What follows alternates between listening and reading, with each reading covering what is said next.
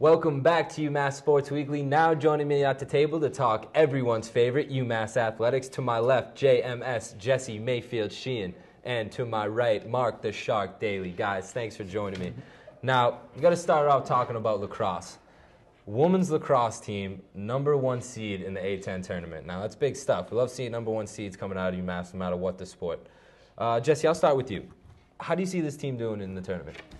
Well, Casey, like you said, they're the #1 seed, and we've been talking about it all year. They have been dominant throughout this season. They've only lost 2 games in the entire year, and one of them was to the #1 team, Northwestern. So they've had a pretty good season, to say the least. But, you look at these playoffs, you look at the kind of teams they're going to face. First round, they're going up against George Washington. That was a team that they only managed to beat by 1 goal, so could be a tough matchup. And then in the second round, assuming they beat George Washington, they'll be going up against either Temple or Duquesne. And Temple, another team that they had a close call against, only managed to beat them by 2 goals by a score of 12-10. But Duquesne, they just took on in their last game of the season and beat them by a handy score of 16-6.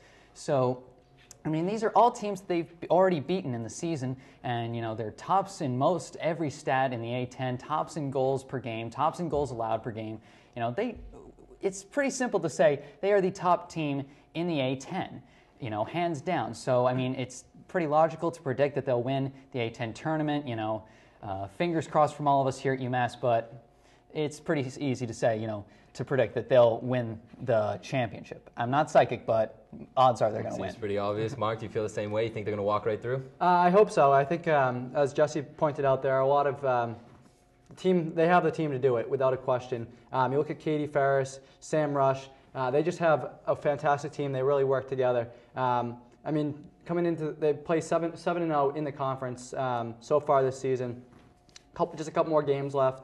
They start up Friday at home, and that's one of the biggest things. The whole tournament, the A10 tournament, is being hosted at UMass. Both of their losses this season came on the road. They're undefeated at home. That, I think, only helps them in their advantage to win in the A10 tournament. And I think also history is on UMass's side. They've won 3 straight A10 tournaments. If they win this year, it would be the 5th for the UMass lacrosse program, and that would set an all-time A10 record for the most conference wins. They have that going for them. Katie Ferris, just a couple weeks ago, broke the all-time record for UMass in points for the UMass women's lacrosse team.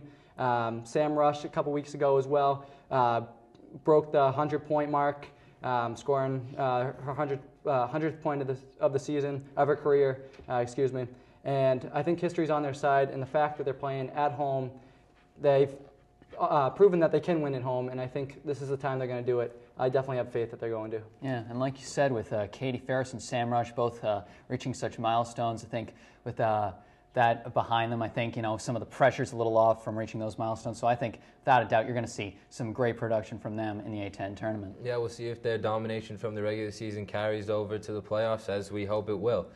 Now, moving on to men's lacrosse. Not the same story in the men's lacrosse as it is over on the women's side. Men's lacrosse is down to their final game of the regular season, and they are just barely holding on to playoff hopes. Jesse, do you think they're going to make the CAA tourney? Well, it's going to be tough, Casey, but there is still a legitimate chance that they could make the CAA tournament. Now, in order to do it, here's how it's going to have to work. The UMass team is going to have to defeat Delaware in their final game. And then the Hofstra team, which UMass just beat in their most recent game, 9-8, is going to have to lose to Penn State, which is the top team in the CAA, and is also ranked #8 in the country. And then St. Joseph's, who has a worse record than UMass, but has the tie break with them. So if they won, then they'd take the 4th seed from them. St. Joe's also has to lose, and their last conference game is against Towson, who currently has a better record than them. So you got 2 teams who have to lose, who are playing against better teams. And then you got UMass, who is playing against a worse team, who has to win. So you got a pretty conceivable chance. You sort of feel uneasy when you look at, 3 different things have to happen in order for a team to make the playoffs, but these are 3 very possible, things that could happen. So it's a very possible scenario that they could end up in the playoffs. Mark, do you see those possibilities all coming together for UMass? And if so, what kind of success you see them having in the tournament. Well, I know, Jesse, it's very, very difficult to determine whether or not there's a lot of things have to come together for that to happen. But I think that there is the possibility. I think on UMass's end, everything they can control, they will do. They will take part. And I really have to go back to the Hofstra game that you talked about recently. The game was tied 8-8 with less than 10 seconds to go. Assistant coach calls a timeout for UMass. They come back, they create a play, and they score and win right as in the final seconds of the game. They end up winning 9-8. And that's the motivation I think that they're going to build from for going forward. I see them winning in senior night on Friday night down at down at the Garver Field. Yeah, Garver Field. Excuse me. I see them winning that game. It's senior night. Everyone comes out for that game. And I think that motivation that they have from this past game, where it was they didn't play well in the first half, they scored a bunch of goals in the second half to make it a good game. They ended up coming back, tying it, and then to go ahead with less than 10 seconds to go in the game. I think that's the motivation they need going forward. And I think they're going to build on that. Talking about senior night, if they both for Friday night's game, it's a must-win for UMass. No questions about it. Must win. They also play. If everything works out, they make it into the playoffs. I think they have a possibility. I don't think they're going to win it this year like they did last year. You look at they're definitely not last year's team. They lost a lot of players. They're definitely not #1 team in the country as they were last year. But I think if they're going to make a run, you really need to see the seniors step up this year. Between injuries that they've had all season long, the seniors have not really stepped up, played to what they're capable of, played the way they have played for the UMass men's lacrosse program in the past. Particularly Will Manny. I give it to him. I give the fact that he was injured for a majority of the season. Colin Fleming, Kyle Smith, they've played well, but they haven't lived up to their potential in their this season so far. And if they're going to make a run, these guys have to step up. The underclassmen have been playing very well. Really unexpected. Matt Whippen stepped up huge this year for the junior attack and midfielder. And then Grant Whiteway, fantastic, phenomenal as a sophomore, really helped the team get where they are. But they're going to really need to depend on the seniors, and the seniors are going to have to make a run if they want to see this happen. Well, let's hope all those things fall into place so they can try to make that run going into the playoffs. Moving over to the Diamond now, softball team just got swept on Sunday by George Washington in a doubleheader. Rough 2 games for them there. Jesse, I'll start with you. What do you take from these games?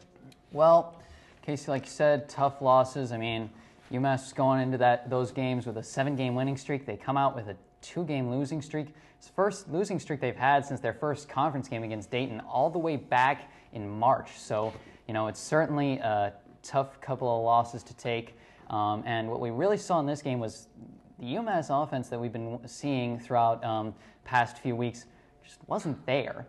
They were completely shut out through the first 6 innings of the first game, only scored those 3 in the final inning in an attempted comeback. And in the second game, completely shut out.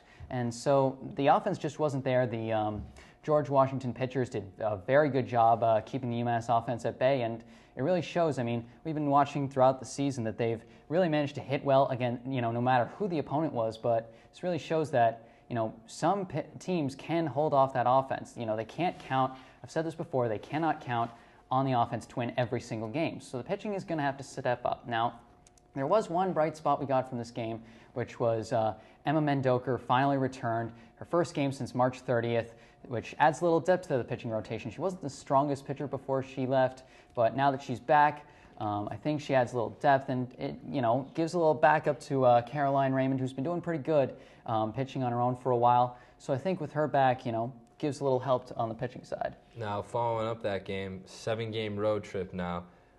Mark, after these 2 losses on Sunday, what do you see for them for the 7-game road trip? How do they have to adjust?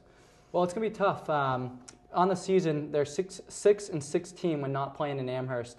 And that's a really scary factor that and just shows how important that home is, playing at home is for the UMass softball team.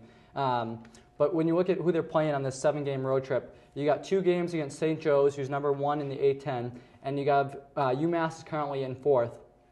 And then you have they're playing 2 games against Temple, who is currently 5th, just 1 game behind in the standings. And it's going to be really tough. Jesse mentioned how the offense really needs to step up. They got shut out in the last game. I believe they got skunked. I don't think they played the whole game. Mercy Rule win in the second. In the second game, 8-0. And I think offense has to step up. But I think we're really starting to see one of the problems that's been questions they've had all year is that question of pitching. You talked about Emma Mendoker coming back, and they also have Caroline Raymond, who they've really depended on for the entire season. But that's definitely one issue that they have to. The pitching is an issue that they have to figure out going forward. I mean, if you go back to what they at this time last season, Sarah Plord, phenomenal, one of the best UMass softball players to ever come through UMass. She's playing professional right now, but she played unbelievable. And with that inexperience that the pitchers have right now, I think it's just going to take time. And maybe it's not meant to be this year, but for this road trip, those pitchers really need to step up. And going forward the rest of the season, they really got to step up. I mean, if you look at the second of the GW game on Sunday, they both Mendoker and Raymond both gave up 4 runs each.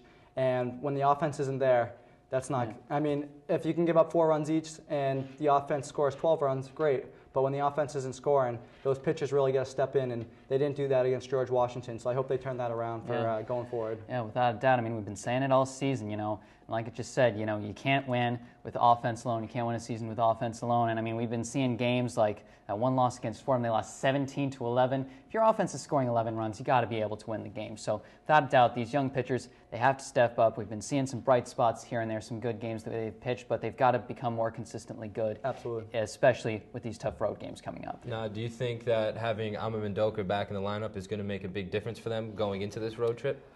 Well, I don't know how huge a difference it'll make. I mean, like I said, Emma Mendoker, decent at best. Before her before she left, most likely due to injury, and now she's back. Gradually working her way back. And she didn't even last the whole game, her first game back. So she's being gradually worked back into the rotation. So probably not going to have the most immediate big impact. But I think it's going to be helpful for the rotation to be able to have more than one pitcher, because considering they don't have someone quite like as talented as Sarah Plord pitching for the team now. So I think it'll help having 2 starters on that team. And Emma Mendoker has potential to become a good pitcher, particularly if the defense can back her up a little better. I mean, one other thing we're seeing, and I've been saying it all year, the defense has been really struggling behind these inexperienced pitchers, error after error after error. We saw 2 key errors in that second game that led to runs scored, and it's just doesn't help when your defense isn't backing you up. It's harder to pitch. Yep.